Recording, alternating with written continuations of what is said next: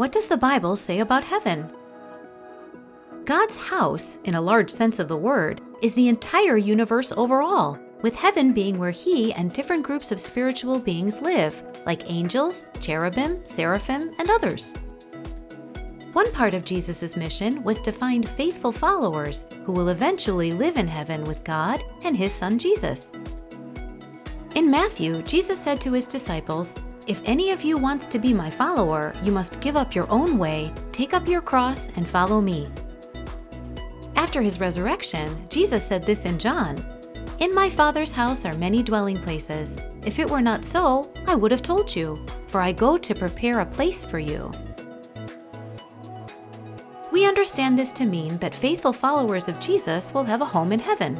In much the same way we might prepare a special room in our house for a guest to live with us, Jesus said He was going to prepare a place for them in heaven. This special group of faithful followers is also described in the Bible as the bride of Christ, the elect, the church, and other descriptions. The church will have very important work to do in God's future kingdom. Because of Jesus' sacrifice on the cross, every person who has ever died will be raised from the dead with the opportunity to live forever.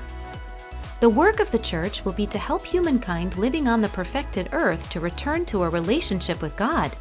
So, Jesus' followers inherit heaven as their home, but the earth will be their workplace. They will be working with the people on earth, reconciling them back to God, which means helping people to live good lives in harmony with God's ways. What might heaven be like? In Isaiah, God says, "Heaven is my throne and the earth is my footstool." Our earth is a magnificently beautiful place, so if the earth is being described as a footstool, a place to rest your feet, how much more beautiful heaven must be, where God lives. The book of Revelation teaches us that it will always be filled with light.